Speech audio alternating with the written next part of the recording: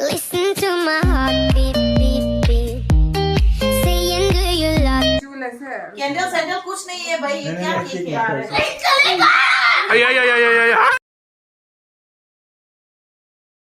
Hello ma'am नसीगी blog से याम नुआइगदबा blog अमा होइदुनी बै नसीगी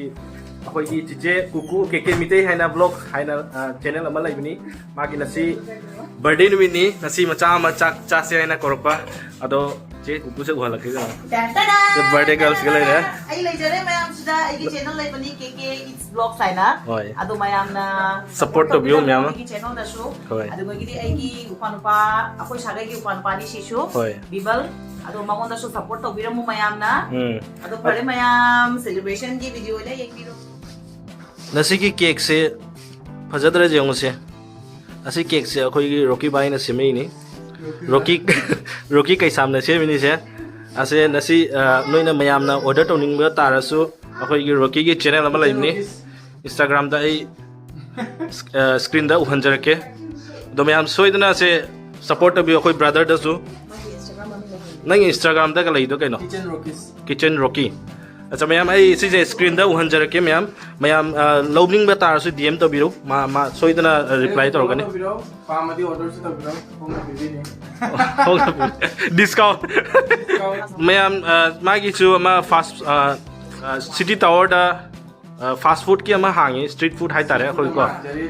अदो मैम ना सोइदना लाकबिदुना मागी चारा जेंगो हावबनी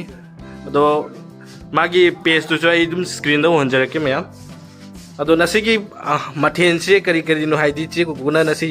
चाक चाबे कौरी से मथेन जे मैम नसीगी मथेन से अमना पोक लेरे सिना ओक थोंग लेरे असिदा जेन थोंग लेरे नसीगी हिजांग से हाउदरी अदो लरगा सिगासु कई ले सिगासु लेरे जेन थोंग लेरे सिगाना बॉयल अमा लेरे दैगी सिगा अखोइगी खरा डाइजेस्ट होइना मा सिगाना अखोइ सलाद लेरे सलाद असी सिदा अखोइगी रोकीना नुक्सीना मचेदा केक अमा थोंजिरेनी असिना एगी केक नि मयाम एगी केक अनुगा सुको अखोइ से चाहि तरा तरुक तनि सु केक तरा का होइना वीडियो तो होइना येंबिदासि मयाम बाय मखाता वो वीडियो अदु लोया उहंजरके मैम दा A few moments later. Candle sandal कुछ नहीं है भाई, ये क्या केक है? Ready 1 2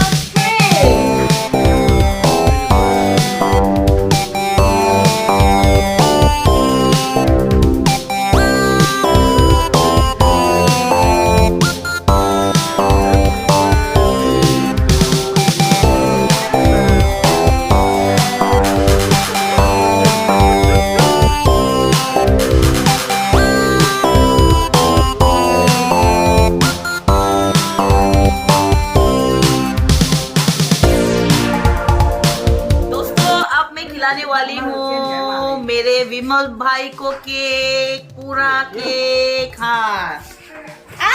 नहीं नहीं नहीं चलेगा। आई आई आई आई आई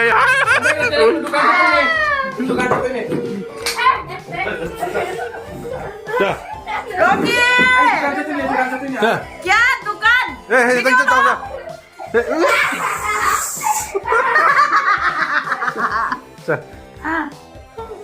बदल लो इसको ने क्या ये मेरा सुंदरता को बिगाड़ दिया। मम्मी को भी लगाओ ये थोड़ी ना होगा ऐसे थोड़ी ना होगा हाँ लगाओ यहाँ से लगाओ थोड़ा सा लेकिन मम्मी तो मम्मी है ना नहीं लगाएगा थोड़ा सा लगाओ और ये दुकान से तो